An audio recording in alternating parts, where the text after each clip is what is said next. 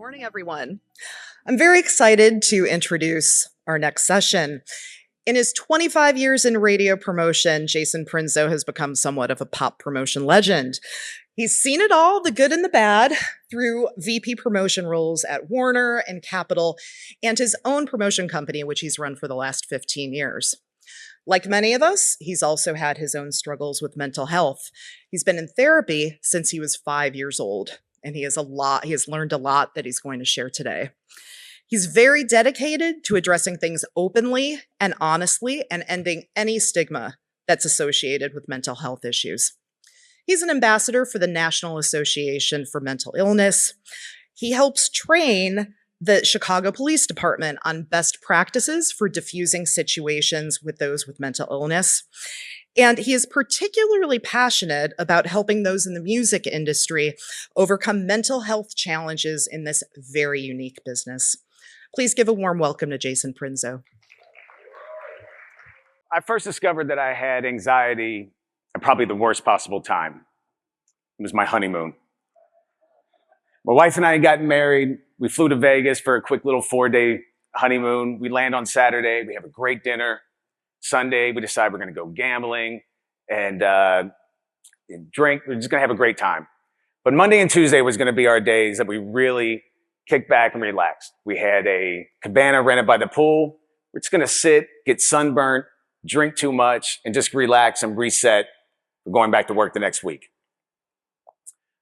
Woke up Monday morning, about 8:30 in the morning, and I quickly realized that on the East Coast, everybody was working. And my muscle memory started telling me that I needed to be working as well. But I thought, no, it's my honeymoon. I'm allowed to be on vacation. This is okay. I don't need to worry about this. But we were impacting a record that week, so I felt a lot of pressure to make sure that the week went well. Start to head down to the pool, and the closer we got to the pool, the further my mind went away from my honeymoon, and I started thinking about work. We get down in the pool, we set up, my wife and I get in, and we do that thing that new couples do where she's got her legs around my waist and her hand around my neck, and we're floating in the pool like this. You know, I don't know why new couples do that, but it's like a rite of passage. I'm not sure why. So while my wife is staring at me and she's loving the idea that we're on our honeymoon and thinking about the wedding we just had, I'm wondering how the week's going at work. It's a really important record we were dropping. I said to my wife, I just want to go send one email. Just let me send one email. Let me see how the week's going and I'll feel okay. So I go get in the cabana and I sit down and click, and send my email. About 5 minutes goes by, I don't hear back. So now that knot in my stomach is really starting to tighten. I look at my wife, I go, just give me 5 minutes, I'll be okay. Another 5-10 minutes goes by, I don't hear anything back.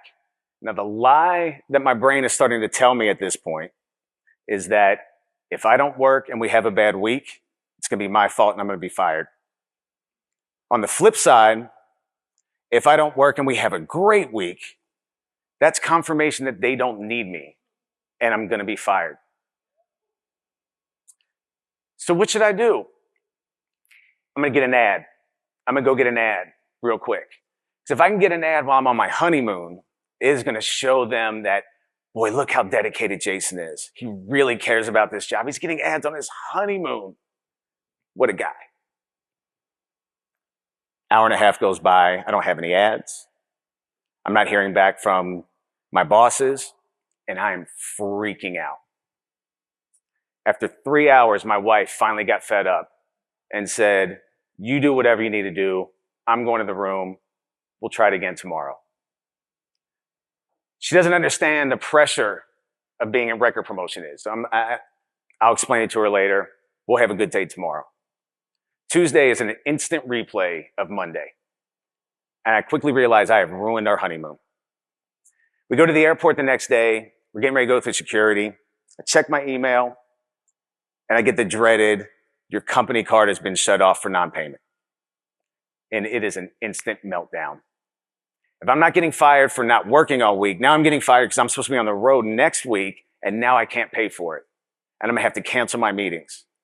And in that moment, I am convinced that my job is over. And I'm going into a full-on panic attack at this point.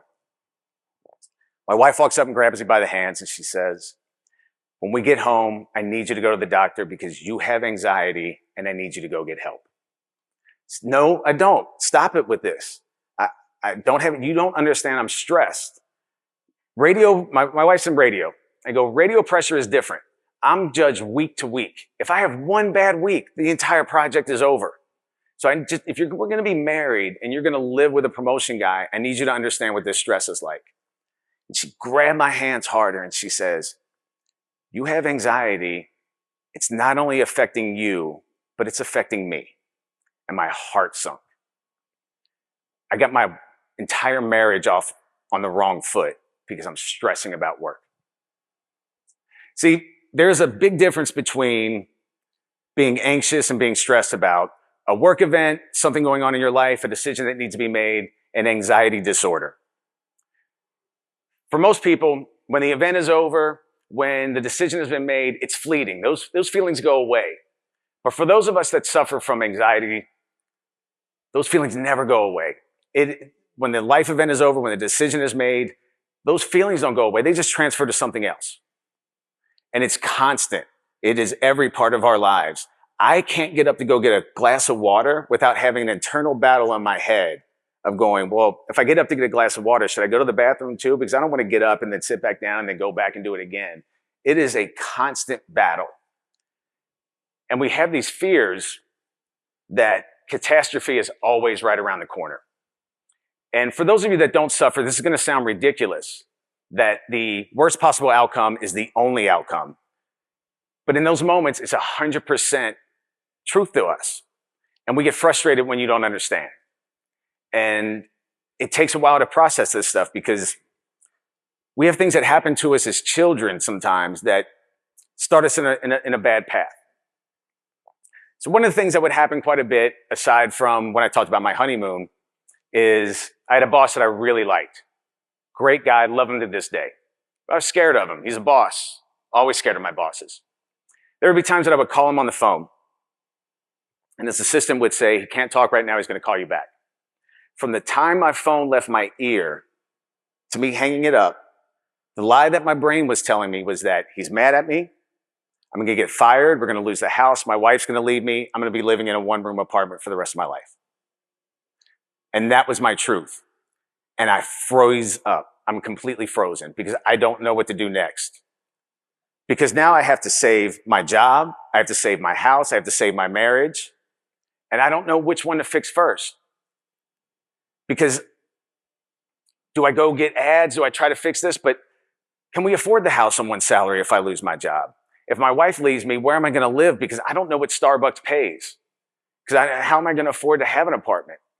And you freeze. I'm completely frozen at that point. You're going to hear me talk a little bit today about the physical feelings of mental illness. And we all know that mental illness can be thought of as an invisible disease. It doesn't show up in a scan, doesn't show up in an x-ray, doesn't show up in blood work, you don't get a rash. But make no mistake that there are physical feelings that come with mental illness. And a lot of times it's our first sign of trouble. So in those moments, I feel physically sick. That knot in my stomach is tightening even more. And I am trying to figure out how to keep my life from crashing. But I can't move. I'm frozen.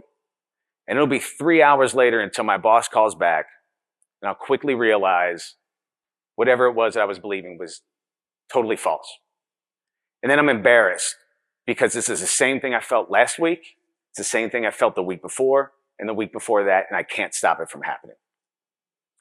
And the funny thing is, when I tell you who this boss was that I was scared of, you're going to laugh because he's one of the nicest guys in the world. And I don't know, is Dennis Reese in here somewhere? Dennis, I love you. You didn't do anything to make me feel this way. It's just my own brain lying to me, but you scared the hell out of me every single week. I love you too, Dennis. So, anxiety can happen for a lot of reasons. It can be your chemical makeup. It can be, where you are in your life right now. It can be from substance abuse. It can just be plain hereditary. But does anybody know what the number one cause of anxiety in adults? Childhood trauma. When we experience trauma as children, we are not emotionally mature enough to understand how to process these feelings. And so we develop our own fight or flight. We develop our own protection in order to get us through these things. But the things that we develop, these tools that we develop as kids, we carry on into adulthood. And we may change the process a little bit, but these tools that we use aren't effective as adults. We start to isolate.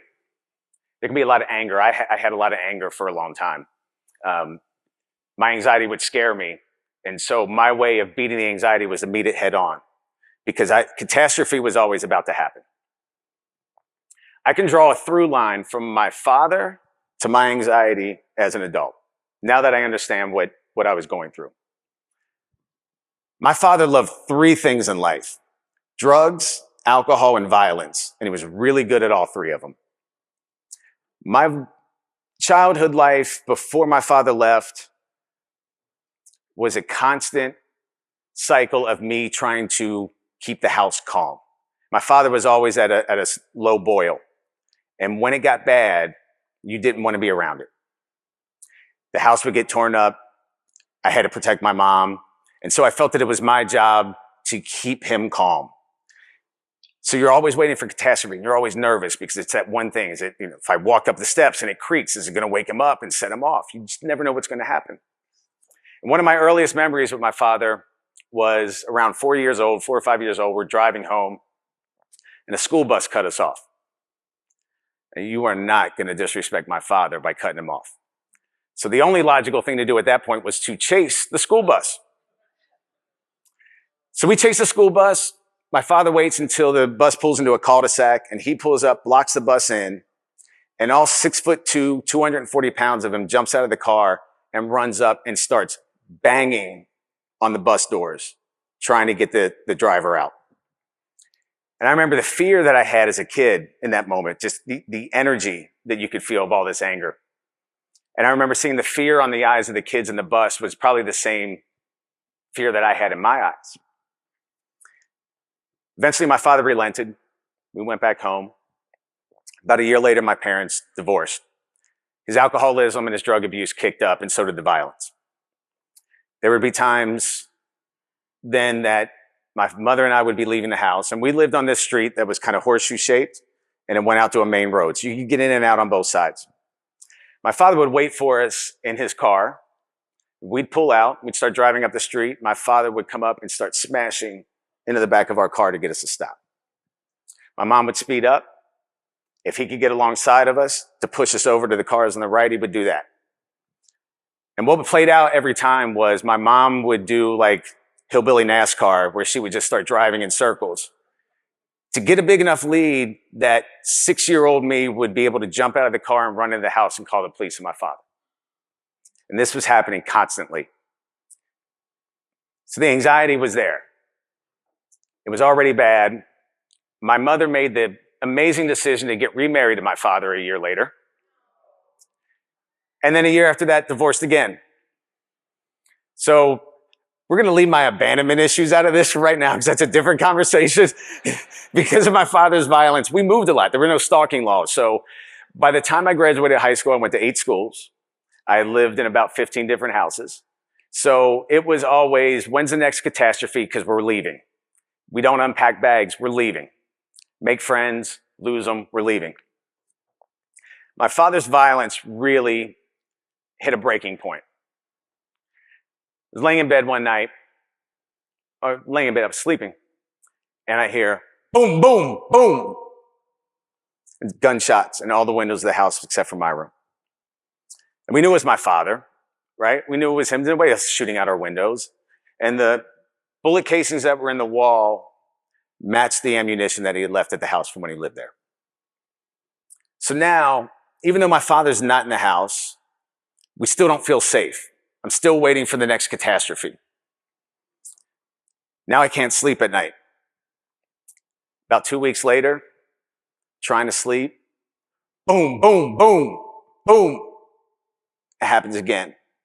Now I'm 7 or 8 years old at this point. I wasn't smart enough to know not to run to the window because, God forbid, it wasn't my father. It could have been a bad situation, but I see my father's car driving away.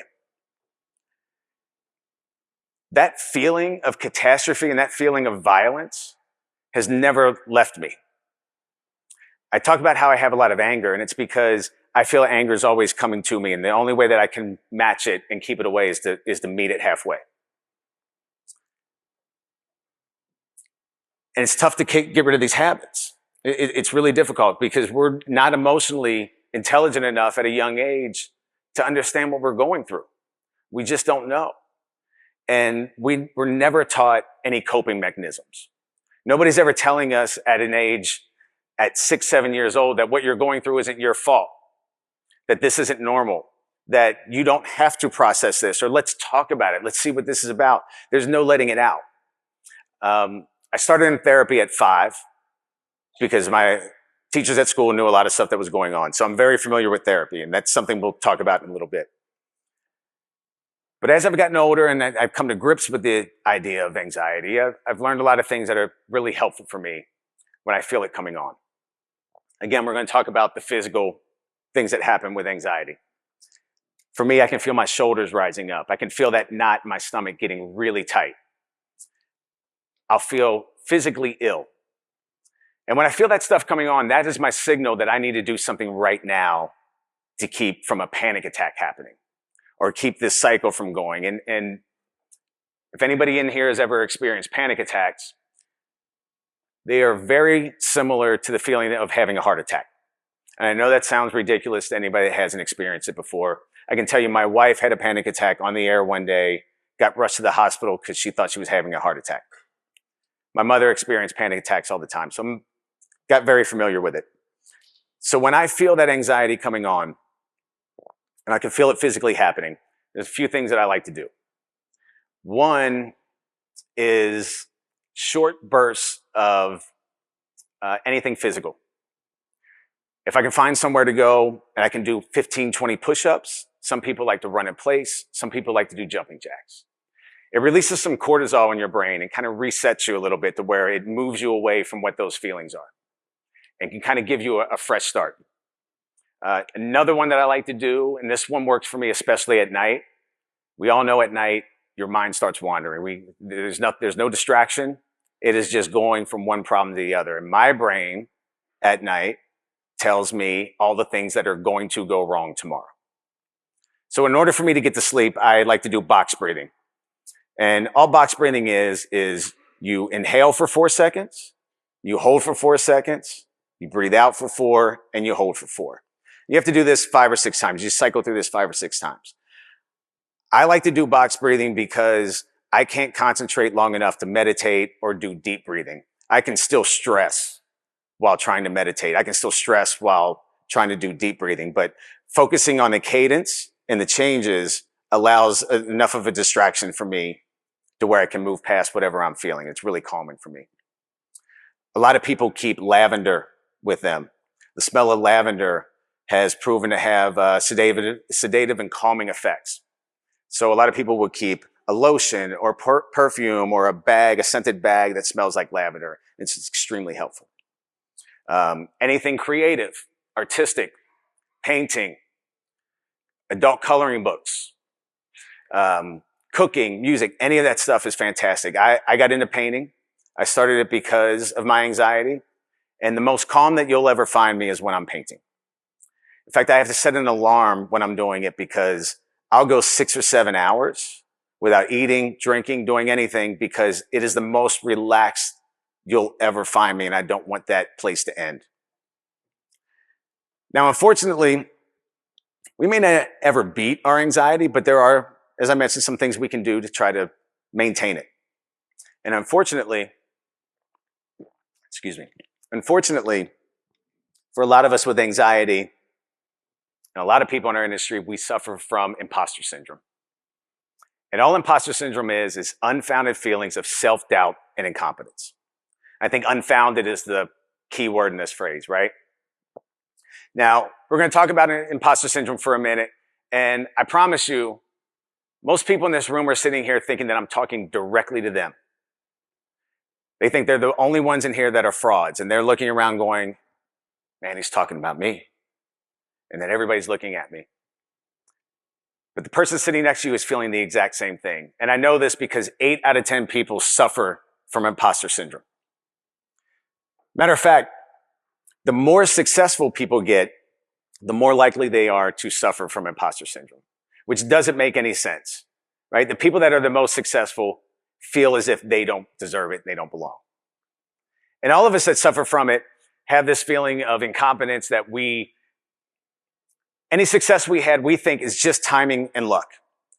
Any failure that we had is completely our fault.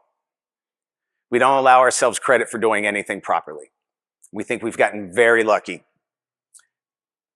And this can have a really detrimental effect on our careers. We have more job dissatisfaction. We tend to not go for promotions. We tend to not speak up in meetings. How many times have you guys been in a meeting, brainstorming, problem solving, and you have an idea? Like, I'm going to bring this one up. This is a good one. And right before you say it, you go, I don't know. It's probably not a good idea. If I say this, they're going to think I don't understand the problem. Maybe they're going to think I'm not fit for this job that I don't understand. So you keep it to yourself. You don't say anything. About 5 minutes later, somebody else brings up the exact same idea. And everybody loves it.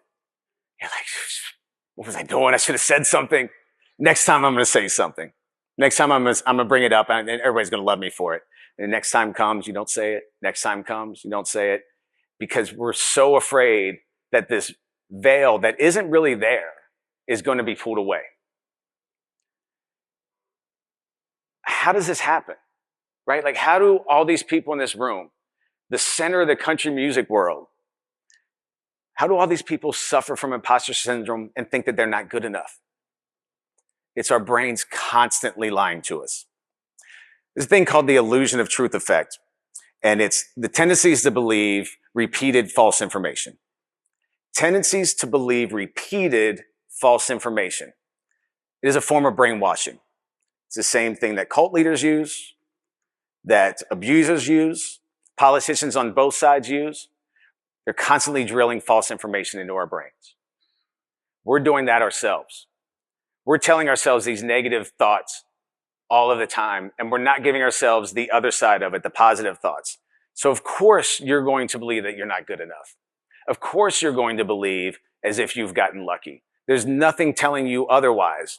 And we don't believe people when they give us the other side of it. We don't want to believe that we are worthy of it because our failures are confirmation of what we already believe. Our success, as I mentioned, is just luck, but our failures are confirmation. So we end up believing these things. And again, there are a few things you can do. One of the things that I like is I love going back. I try to go back and read old emails or text messages where I'm getting praise for work.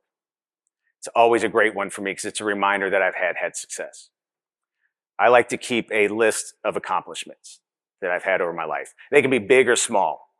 They can be promotions you had. It could be that you made the all-star team, on your T-ball league. It can be anything. But when we experience them, we're experiencing them over time.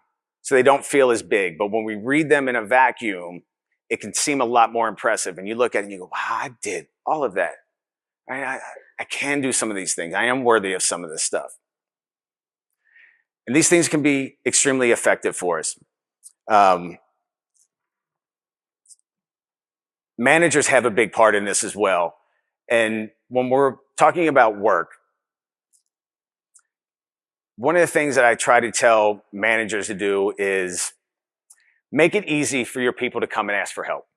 If you're struggling with a project, you want to be able to go to your boss and say, I need some help with this. Is it just stuck a little bit? Without fear of you guys telling us that we're not competent or that you don't believe in us anymore, or that we're not going to get the next assignment.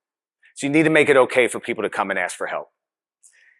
The other thing is, teams are made up of a bunch of different personalities and different strengths and weaknesses. And as a manager, it is your job to give assignments to people that fit their strengths. If you're constantly giving people something to do that is their weakness, it's going to be complete failure every time. Not only is the project not going to be completed, but you're going to lose that employee because they're going to feel like a failure all of the time. One of the biggest things that I like to talk about when I talk about people that are supervisors, managers, especially if you have a large team and they work around the country. Randomly email or text your people and tell them that you appreciate them and you appreciate their work. I say to do this over email or text message because I think it lands a lot better than when you do it in person. Because when you do it in person, we feel as if that's what you have to say. Of course you're going to say that. We're standing here. The thing on the record side that when we go visit radio, one of the standard lines is, "Oh man, the station sounds great." We all say it, right? And the radio guy gets it. He's like, "Oh, thanks, man," because he knows you're just saying it to say it. We know we're just saying it to say it. And it's like this whole like little dance. But if I send an email to a PD in Phoenix, it was like, "Hey, I was listening online. Station sounds great." That is going to land so much better. So if you get an email or a text from your boss randomly that just says, "I just want you to know I notice all the hard work you're doing. It's really appreciated. Just know that you're seen." It will mean as much as a raise. I promise you. Obviously, money's a big factor in what we want to do, but feeling appreciated is just as big. When you think about how much we work every day, we work 8 to 10 hours a day. There's more time than we spend with our friends, with our family, with our significant others. And if our relationships at home were struggling, if we felt unseen, if we felt unappreciated, that the work we were doing in the relationship wasn't having any value, that relationship would fall apart and be over. We have a relationship with our jobs as well. We have a relationship with our careers, and we need to feel these exact same things. And we need it from both sides. It can't just be us looking for it all the time. We need it from the people that mean the most to us, which is our bosses and our supervisors. So I think it's really important that we understand that this is a relationship. This isn't a work, you're my boss, I'm your employee kind of deal. We have a relationship here, and we need to make sure that it's going to remain strong, because it's going to be the most effective way to get work done and for all of us to be successful.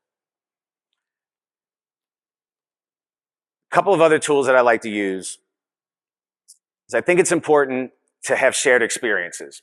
So when you talk to friends or coworkers, don't be afraid to talk about how you're feeling about these feelings of incompetence or the feeling of not good enough, because what you're going to be surprised to find out is the person you're talking to is going to go, "Really? You seem like you have it all together. Like, I don't believe it. I feel that." And when you realize that the other person is feeling the exact same way, and it's somebody that you respect and somebody that you think has it all together, there's a bonding there, but it also relieves a little bit of that stress of feeling that you're the only one. Because when we have imposter syndrome, we think we're the one person in the room that doesn't belong. But one of the things to keep in mind is that actual frauds don't have imposter syndrome. People with imposter syndrome think their work's not good enough. Frauds are trying to distract you and hide their work. They're usually the people that manage up really well and then don't do any work. And not that managing up isn't a big part of what we do. It's an important part of all of our careers. But frauds only manage up, and they're great at it. So if you have imposter syndrome, just know you're not a fraud. You are absolutely not a fraud. One of my favorite things that I use is there's a sports psychologist named Todd Herman. And Todd wrote a book called The Alter Ego Effect. And what his theory is that we all have multiple alter egos.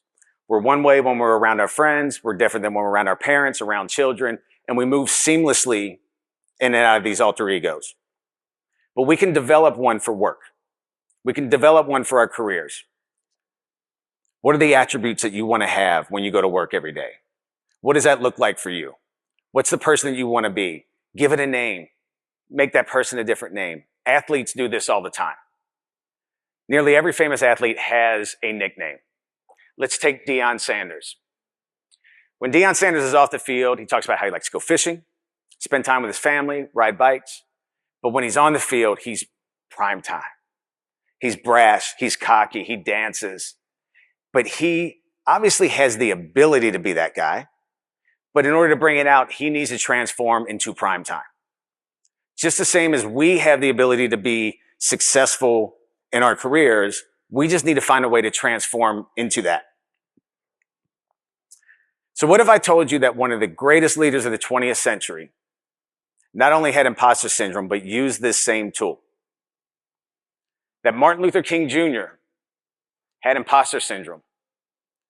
That when he would sit down to write a speech, he didn't feel distinguished until he put on a pair of non-prescription clear lens glasses to write his speeches. We need to put them on because he felt like his most distinguished self in those moments. Martin Luther King Jr. had imposter syndrome. That's crazy.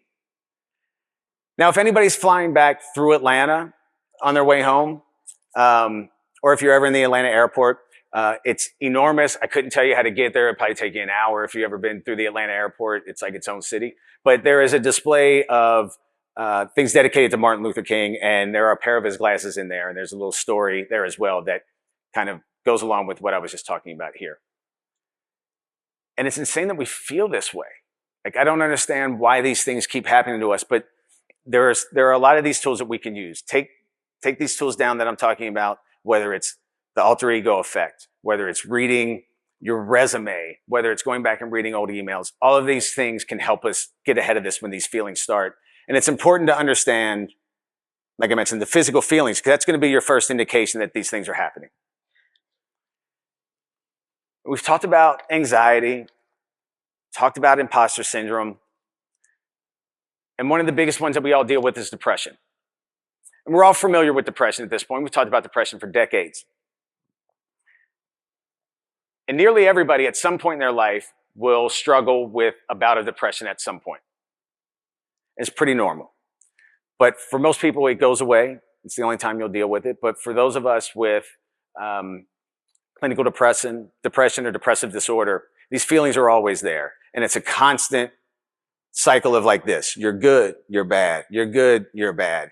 And there's an overall feeling of worthlessness and sadness that comes along. And for those that don't suffer, depression is heavy. Depression is really heavy. You feel like you're underwater. You feel like you're in a vice, and it hurts. And unfortunately, we get into these places, and the effects of it are really difficult because there's a stigma behind all of mental illness, but especially depression. It's thought of as a character flaw or a weakness. And it's unfortunate because we're taught these things at a really young age. I'm really big on speaking to men when it comes to mental health because we're the worst at dealing with it. But when you think about the things that we're told at a really young age, of course we're going to struggle with this. Big boys don't cry. Toughen up. Stop being a baby. As men, we're allowed two acceptable emotions: happiness and anger. The fact that anger is an acceptable emotion is insane. But we're not allowed to be sad. We're not allowed to cry. We're not allowed to talk about our feelings. We are told to shove that down. We never learn how to deal with it and how to process it. Women, you guys get it differently. You're told that you're too emotional. Stop being sensitive. That all these things that we're feeling aren't because you have a disease. It's that your personality, you have these character flaws that make you feel this way. So we're talked out of our feelings at all times, and we don't want to deal with it because we're afraid to let this out. It took me years to come to grips with my mental illness and to be okay with it. I've been in therapy since I was 5. I was diagnosed with clinical depression at a really young age, and I was embarrassed. I was scared by it. And it wasn't until about 2017 when I decided I needed to own it. I was living a lie. Social media doesn't help. We see everybody's best face on social media. And while we're sitting at home doing nothing, we think all of our friends are living these great lives. And I was the same way. Everything that I posted was like, look at my life. And my life is amazing. I've experienced things that I never dreamed of as a kid. I've done things that would have never even entered my mind. The problem for me is I don't enjoy any of them. I can't wait for them to end because the longer they go, I think catastrophe is going to happen and it's going to get ruined. So all I want to do is go home and think about how much fun it was. Because the quicker it ends, the happier I'm going to end up. Because I don't want it to continue.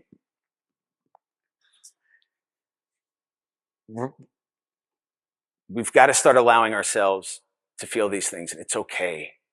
It's okay to struggle with our mental health. It's okay to be open and ask for help. Mental illness has a huge effect on us, not only professionally, but for businesses. Every year there are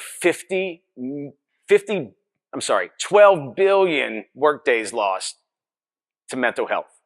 That's 50 million work years every year lost to mental health.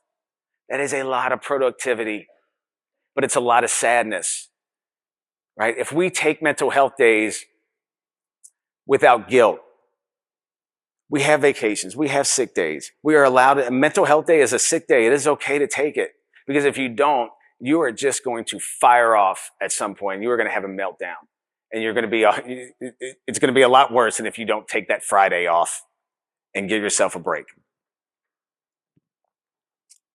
Sorry, a little dry mouth here. So when we're suffering from depression, we use those tools that we learned as children. We start to isolate. It's hard to get out of bed. We're not tired, but we can't get out of bed. Getting out of bed feels like monumental at that point. Those days are really long. If you ever laid in bed without watching television, talking on the phone, about being on the computer, those hours are really long. And those days get really long, and it feels like it's never going to end. Depression hurts. It's really horrible. Sorry.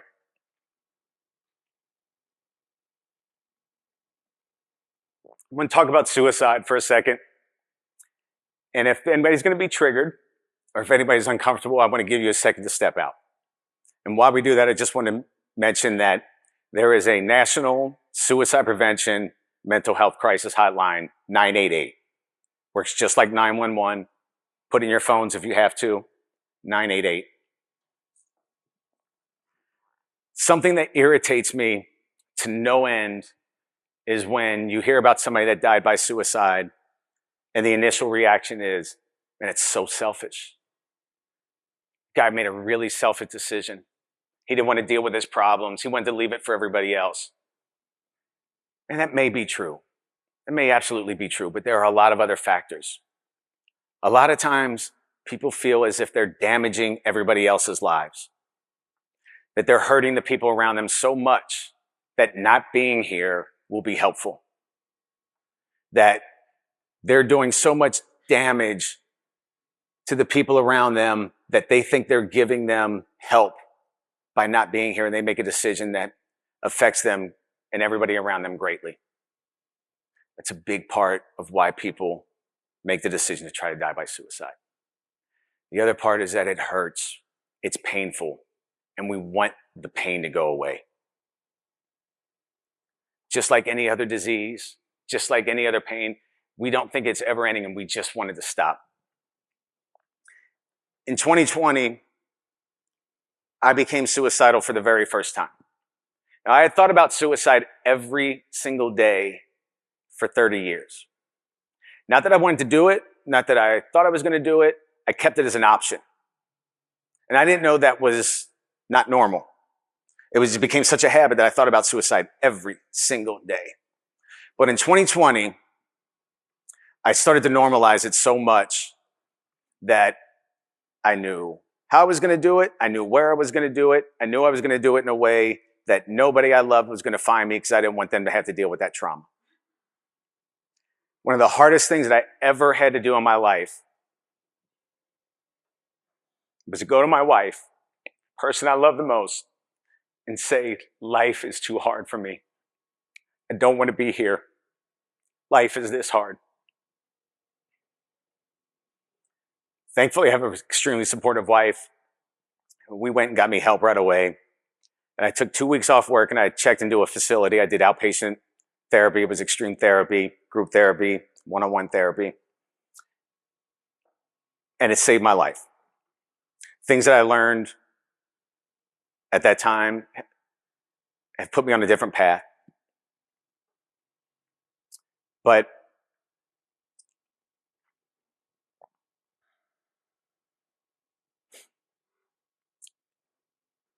it was really hard. I've gotten to such a good place from it. And I'm so happy that I've gotten there. And so when I try to explain that depression hurts, that you want to leave, my mother in 2008 was diagnosed with leukemia. It's been a lifelong battle with mental illness. Some of the side effects for her was she developed irritable bowel syndrome. When we talk about the physical effects, irritable bowel syndrome. She could barely leave the house. If she went anywhere, she could only go for an hour or two because, she would need to run to the bathroom. So I was living in LA. I got the call. She has leukemia. I fly home that night, get to the hospital, and I'm getting ready to walk into her room, and I'm trying to get myself together because I don't know what I'm walking into. I walk into the room, and my mom is glowing. She's happy. She's smiling. She pulls me aside. She has everybody leave the room. She pulls me aside. She told me that leukemia was a blessing. She had a 60% cure rate, and she denied treatment because she said leukemia was a blessing because she wasn't going to live in pain anymore. She was so happy that this pain was going to go away at 67 years old.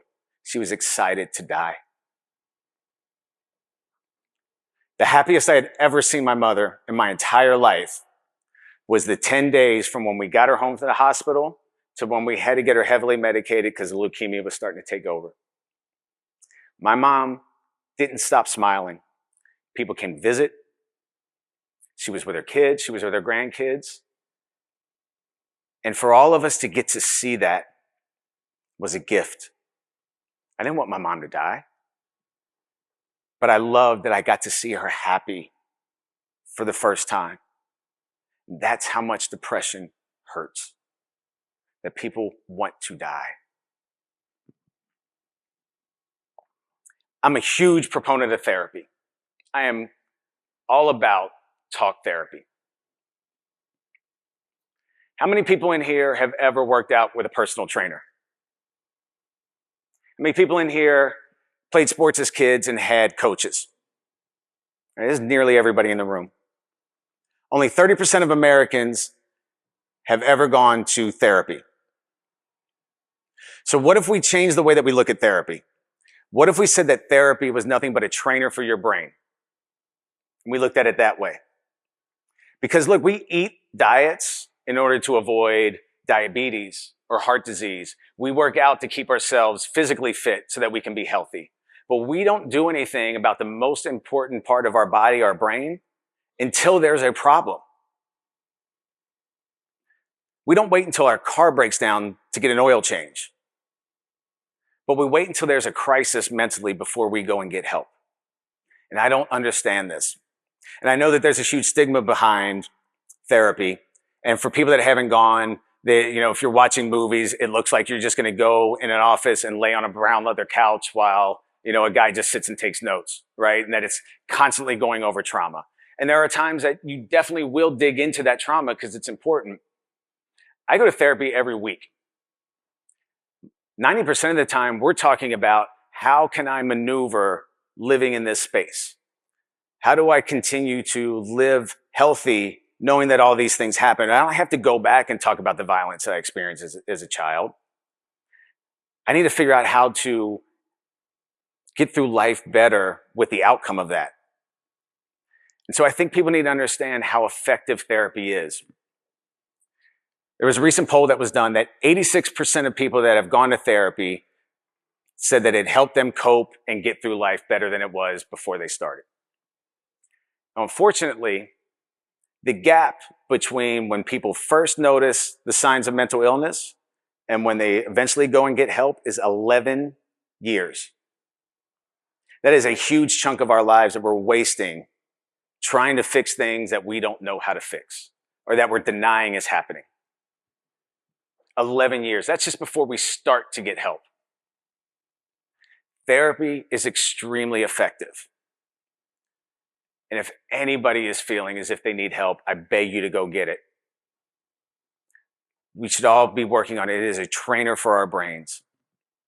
Now, there are a lot of other things that we can do to kind of get ahead of these things where you're never going to beat depression. It is a disease. You're going to be dealing with it your entire life, but we can manage it. Some of the things, I want to go back to men for a second. Men are 4 times more likely to die by suicide than women are. And again, it goes back to these stigmas that we have as men. Men use firearms to die by suicide at an alarming rate.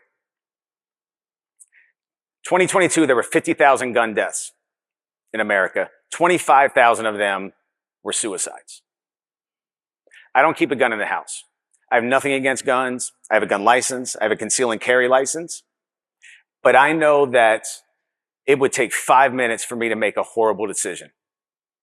I know within 5 minutes, my brain could tell me a lie that I would be better off not being here, that this pain is too much for me to be here, and that I need it to be over with, and for me to go grab a firearm and make a decision that changes not only my life, but the life of everybody that I love. That's how quick these things can happen, and we have to get ahead of it. So again, we talk about doing anything artistic. We talk about taking mental health days. Doing charity work is extremely helpful. When we're doing service for other people, it makes us feel necessary and it gives us a little bit of joy. So these are all little small things that we can do, right? We all hear working out. All those things are great, but we need to do a lot of these things all at the same time to keep us healthy.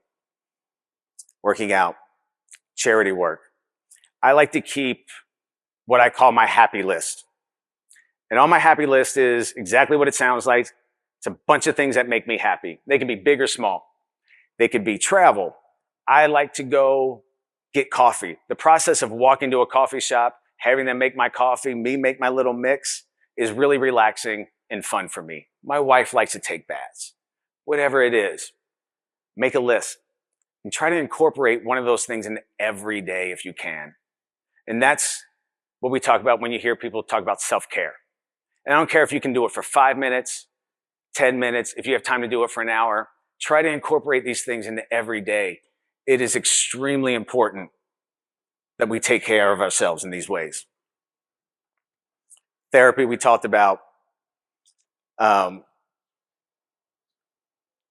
biggest thing that we can do is we need to check on each other.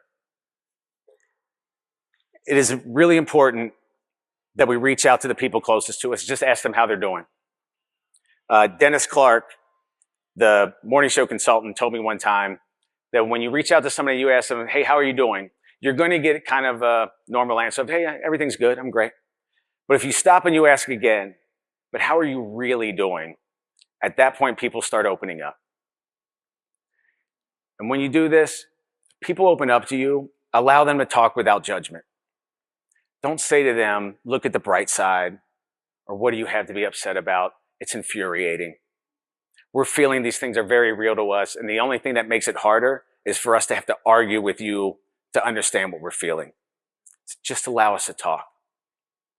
Check in on people, especially the people that seem the happiest. There's something called smiling depression. And all smiling depression is somebody that has everything together on the outside. They have healthy relationships, they're holding down steady jobs, they're the life of the party. But inside they're struggling and they don't want people to know. And we forget about those people sometimes because we think they're happy. And it's just another sign that all of us need to check in on each other. And the thing I'm going to leave you with is we have an amazing community here. This is my first CRS, and this has been such an amazing event for me. And the love that I've seen and felt this whole week needs to carry over to where we're checking on each other and we're making sure that we're all okay. Every one of us needs to find one person that we're comfortable talking to, one person that we're comfortable being ourselves, and talking to them and letting it out. But we also need to be that for somebody else. So I just challenge everybody in here, find one person, be that for them. Let's make sure that we're here for each other, because this is an incredible industry and it has its own pitfalls that are different than any other industry that you're going to work in. I want to thank RJ and the whole CRS team for making this a huge part of your platform. Thank you for having me, and thank all of you guys for listening and letting me get this out. Thank you, guys. Jason, thank you